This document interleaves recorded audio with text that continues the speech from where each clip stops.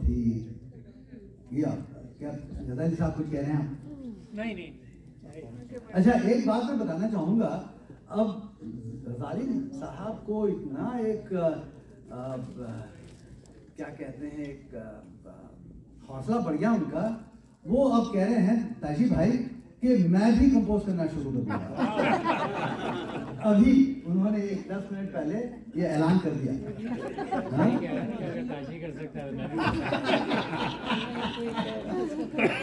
रज़ाली साहब, अब आपका इम्तिहान है।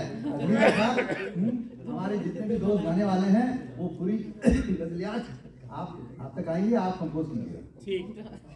अच्छा, तो अब चलते हैं हमारे एक और करीबी दोस्त जो कि बहुत दूर से यहाँ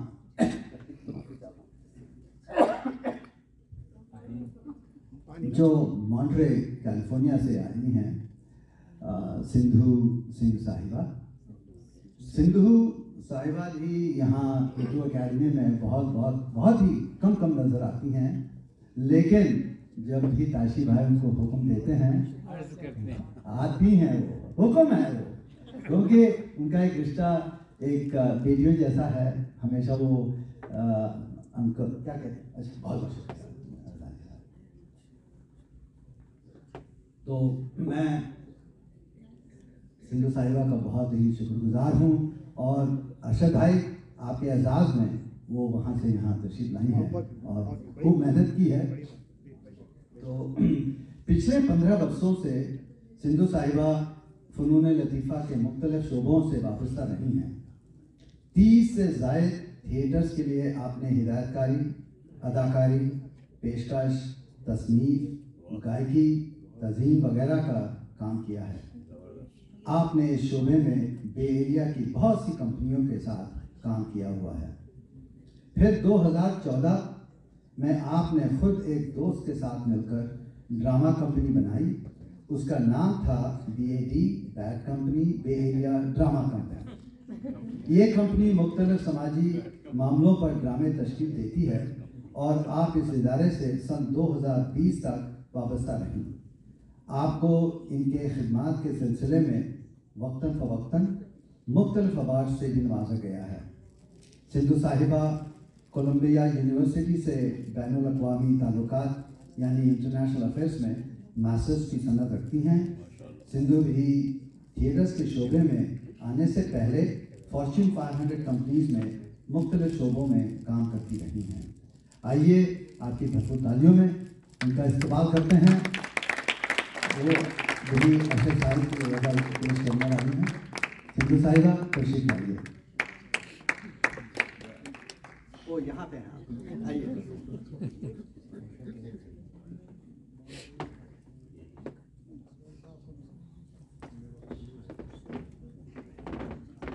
बहुत शुक्रिया आपका नागेश जी, आपने इतनी इज्जत दी है मुझे, पता नहीं मैं इसके काबिल हूँ कि नहीं। मैं आप सबकी बेहद शुक्रगुजार हूँ कि ख़ास करके ताशी अंकल की, पता नहीं अंकल कहाँ बैठे, जिन्होंने हमेशा मुझे बेटी माना है, और ये मेरे लिए बेहद खुशी की बात है कि आज आपने मुझे इस खूबसूरत सी महफिल में शरीक किया है। अरशद जी, इस हसीन मौके पर आपको बहुत तहे दिल से बधाइयाँ देती हूँ, मुबारकबाद देती हूँ। अंशुमन के बाद गाना किसी के लिए भी एक बहुत ही मुश्किल काम है, लेकिन मैं पूरी कोशिश करूँगी। आपने इतनी खूबसूरत सी गज़ल लिखी है, मैं अपनी तरफ से कोशिश करूँगी। उक़दा खुलता भी भला कैसे शके बाई का,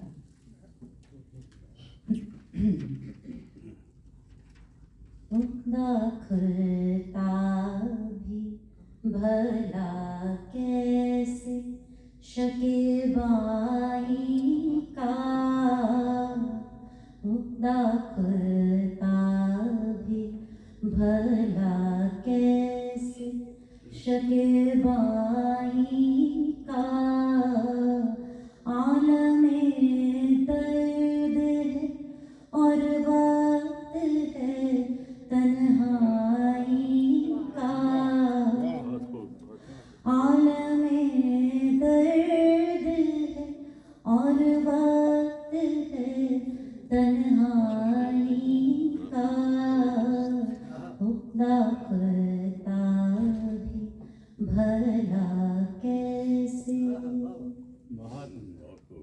न मुझे याद ही रखा न भुलाया उसने,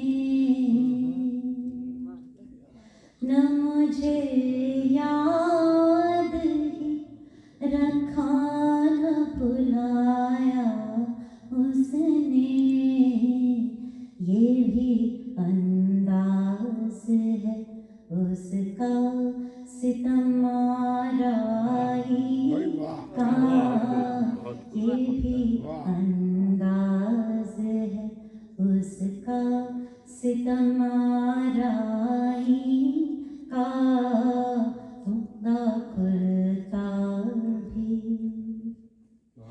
फिर लूं तुझसे नजर में सर महफिल, लेकिन फिर लूं तुझसे नजर में सर महफिल, लेकिन एक अंदेशा है इसमें तेरी रुसवाई का, एक अंदेशा है इसमें तेरी रुसवाई का, खुदा खुलता भी झूमता तो मैं रहा सुन के वो नगमाते तरह, झूमता तो मैं रहा सुन के वो नगमाते तरह, उनमें एक दुख भी छुपा था कहीं शहनाई का, उनमें एक दुख भी छुपा था कहीं शहनाई का, खुदा खुलता भी हम तो बदले न कभी, हम तो बदले न कभी, कदरें बदलती ही गईं, हम तो बदले न कभी, कदरें बदलती ही गईं, दाग है अपने भी दामन पे सच्चाई का, दाग है अपने भी दामन पे सच्चाई का, खुदा खुलता भी कौन हम में से, कौन हम में से दीवानों की यहाँ सुनता है, कौन हम में से दीवानों की यहाँ सुनता है, शुक्रिया आपकी इस हौसला अफजाई का, शुक्रिया आपकी इस हौसला अफजाई का, खुदा खुलता भी भला कैसे शकीबाई का, आलमे दर्द है और वक्त है तन्हाई का, आलमे दर्द है और वक्त है तन्हाई का, खुदा खुलता भी भला कैसे।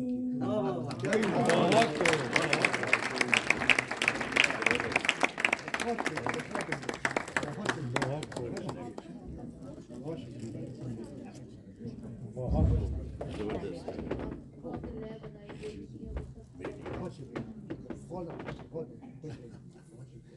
सिंधु जी आपने बहुत कमाल का गाया, बहुत सुनी आवाज और इन बहुत ही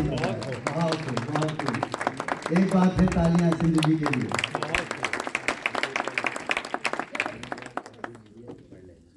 अब ये इस दौर का एक आखिरी एक गजल जो मैं पेश करूंगा, कोशिश करूंगा। क्या बात। और अब मेरे नसीब में, मैं नसीबी कहूँगा क्योंकि एक कमज़ोरी है मुझ में, वो ये है कि मैं सिर्फ क्लासिकल मौसीकी का दीवाना हूँ, दिलदादा हूँ। और ताशी भाई बहुत सारी गज़लियात को उन्होंने धुनें दी हैं। मेरा अक्सर उनसे यही एक गुजारिश मैं जो करता हूँ, ताशी भाई जैसे भी हो एक पक्के राग में आप उसको धुन बनाइएगा। अब ताशी भाई ये आमद होती है, जैसे मैंने कहा, अब उनका उसके ऊपर कोई एक कंट्रोल नहीं है। कौन से सुर लगने वाले हैं, वो सिर्फ शायरी के 2 मिसरे पहले मतलब पढ़ लिया, दूसरा जो है अंतरे का जो दूसरा शेर है वो पढ़ लिया। जैसे ही पढ़ने के 5 मिनट बाद, ये मैं शायर नहीं हूँ ना मैं गवैया हूँ, लेकिन मैं बहुत ही एक कॉन्फिडेंस के साथ, एतमाद के साथ मैं ये कह सकता हूँ कि यही होता होगा कि देखा और जैसे ही उन्होंने उसको समझ, उनके जहन में ये कैफियत समझ में आई कि शायरी में क्या क्या हो क्या रहा है, किस तरह की जो जज्बात पैदा हो रहे हैं, उसके मुताबिक वो सुर अपने आप जैसे वही होती है, वही या नाज़िल होती हैं, ये आमद के तौर पे वो सुर बरसने लगते हैं। ताशी भाई बताइए। अब ये जब बरसते हैं और वो लफ्ज़ और हुरूफ के साथ बस चिपकने लग जाते हैं, इसमें उनका कोई बस नहीं है, क्योंकि वो साथ देता है, एक जज्बा है, एक उसको पेश करना है। जैसे जैसे वो पढ़ते जाते हैं वो सुर भी आते चले जाते हैं और चिपकने लग जाते हैं, बस बात खत्म। वो राग शायद वो बागेश्वरी बन जाए उस वक्त, या राग यमन बन जाए, या राग केदारा बन जाए, जैसे भी हो, अब उस पर बस नहीं है ताशी भाई का। अब कमाल की बात यह है कि ताशी भाई ने ना कोई तालीम ली है संगीत की, न किसी उस्ताद के पास गए हैं, न सरेगामा पाधानीसा कोई इसका रियाज नहीं किया है। ये है खुदा का। अच्छा भाई, अब जो मैंने कहा, मैंने शुरुआत में जब मैंने कहा ये एक नसीब की बात है, मेरे नसीब में ये गज़ल उन्होंने मुझे भेजा और ये राग, ये पक्के राग में आया हुआ है और ये राग यमन है। क्या बात। और यमन की खूबी सुन लीजिएगा, एक आध मिनट में मैं आपको बता देता हूँ। यमन राग, जब कोई बच्चा जो तालिब इल्म संगीत का हो, यशवंत भाई कहाँ बैठे हैं आप मेरा साथ हैं, जो कुछ मैं कह रहा हूँ। हाँ, तो आपका जितना अच्छा राग पहचानने का स्कैनर है, मेरा नहीं। लेकिन जब कोई कहता है उस्ताद मुझे राग, मैं क्लासिकल संगीत सीखना चाहता हूँ, मुझे सिखाइएगा, उस्ताद बैठ के शुरुआत राग यमन से शुरू करता है। लेकिन वही उस्ताद अगर जब वो स्टेज पे बैठ के राग यमन कहेगा महफिल में कि मैं अब आप लोगों के सामने राग यमन पेश करना चाहता हूँ, वो अंदर से इतनी कंपन होती होगी उसमें कि उसको पता नहीं होता है कि यार आज मैं राग यमन का मैं कोई इंसाफ ठीक तरह से, ठीक ढंग से कर पाऊंगा या नहीं। बहुत डर लगता है ताशी भाई। ये राग ऐसा वसी राग है, इसमें इतनी वसअत है, समंदर से भी बहुत ज्यादा। और यकीन जानिए, मैंने बहुत सारे उस्तादों को सुना है, बजाने वाले सितार, गुलकार वगैरह, ये डर जाते हैं राग यमन से। हालांकि वही उस्ताद सिखाते भी हैं उसी यमन राग को बच्चों को, या जो भी सीखने वाला होता है। तो ये बादशाहों का बादशाह है ये राग। जैसे ताल में 3 ताल, बहुत सारे ताल है, सब अच्छे हैं, दादरा, कहरबा, रूपा, जो भी कहें, सब अच्छे ताल है, हर एक ताल में खूबी है। लेकिन जब 3 ताल का ठेका बजता है, उसमें जो बात आती है, क्या कहने। हाँ, तो वैसे ही यमन। तो मैं अब देखिएगा, मैंने इसको यमन को तो तारीफ बहुत कर दी मैंने। अब ये मैं ताशी भाई पेशगी मैं माफ़ी चाहता हूँ अगर इस पे मैंने इंसाफ नहीं किया, इस गज़ल पे मैंने, तो तहे दिल से माफ़ी का तलबगार हूँ। अच्छा, तो अरशद भाई, ज़बरदस्त गज़ल आपने लिखी है। ये जो मैं जब भी पढ़ता हूँ मुझे बहुत खुशी होती है। हाँ, तो मतलब ये है, तुझको देखूं तो कोई याद सताती है मुझे, तुझको देखूं तो कोई याद सताती है मुझे, गोया पुरवाई सी आंगन में बुलाती है मुझे। जबरदस्त, बहुत अच्छा। अच्छा।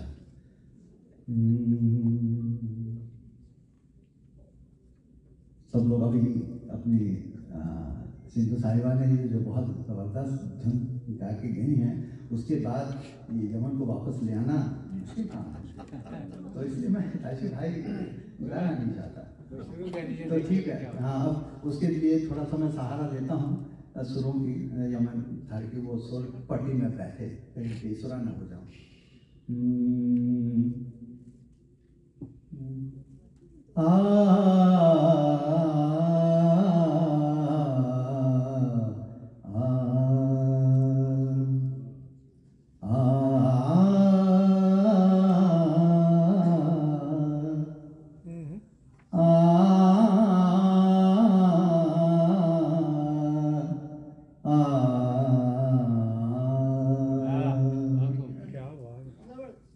तुझको देखूं तो कोई याद सताती है मुझे, तुझको देखूं तो कोई याद सताती है मुझे, गोया पुरवाई सी आंगन में बुलाती है मुझे, तुझको देखूं तो कोई याद सताती है मुझे, गोया पुरवाई सी आंगन में।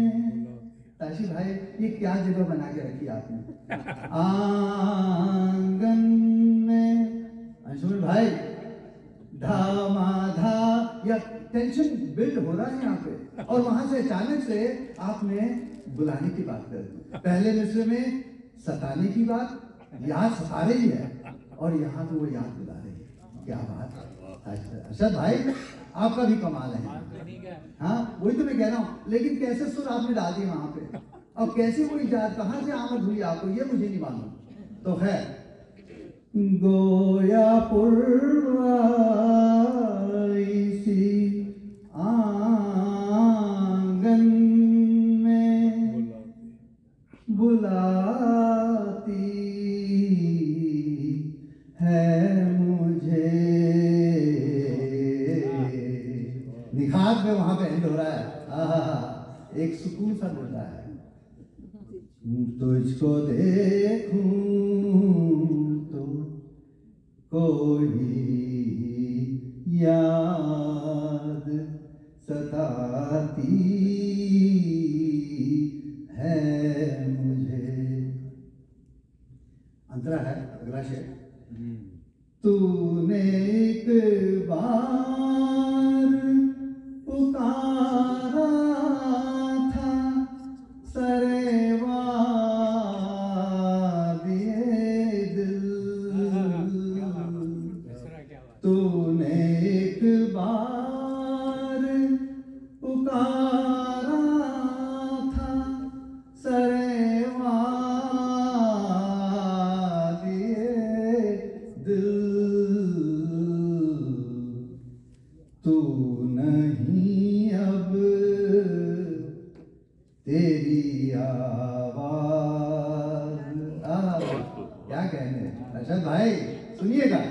आखिरी की गजल सुनिएगा। तू नहीं अब तेरी आवाज, क्या सुर लगाया वहां पे, उसको भी इस पे गौर कीजिएगा। तू नहीं अब तेरी आवाज बुलाती है मुझे। ऐसी भाई अगर ये लता जी गाती, मैडम नूरजहां गाती या मोहम्मद रफ़ी गाते तो क्या, ये तो एक क्लासिक बन जाता है, ये गजल क्लासिक। या मेहदी हसन खान साहब, हाँ, उनको ले आइएगा गवाने के लिए। तन पे कुछ ऐसा नहीं है कि मेरी शान बढ़े। बहुत है, जबरदस्त। तन पे कुछ ऐसा नहीं है कि मेरी शान बढ़े, बस तेरी याद की। खान साहब, शाह साहब बताइएगा अगला वो लफ्ज क्या है, बताइए। अब तेरी याद की पहनाई सजाती है मुझे। अब तेरी याद की पहनाई सजाती है मुझे। इस कदर मुझ में है शामिल वो ज़माने पिछले, इस कदर मुझ में है शामिल वो ज़माने पिछले। खुद से रूठूं तो कोई याद मनाती है मुझे। खुद से रूठूं तो कोई याद मनाती है मुझे। आखिरी शेर। हर शिकन चेहरे की जैसे हो खुली एक किताब। क्या कहने, क्या मिसरा है, वाह। सलमान भाई आप सुन रहे हैं, कहाँ पे बैठे हैं आप? हाँ। हर शिकन चेहरे की जैसे हो खुली एक किताब, याद जो मुझको नहीं याद दिलाती है मुझे। क्या कहते हैं, सुना आपने ये मिसरा? बहुत खूब, वाह। याद जो मुझको नहीं याद दिलाती है मुझे। तुझको देखूं तो कोई याद सताती है मुझे। गोया पुरवाई सी आंगन में, ये जगह बहुत पसंद आ गई मुझे ताशी भाई। हाँ, ओहो, ऐसा टेंशन उसने क्रिएट किया है, कैसे पता नहीं। गोया पुरवाई आंगन में बुलाती है मुझे, तुझको देखूं तो कोई याद सताती है मुझे।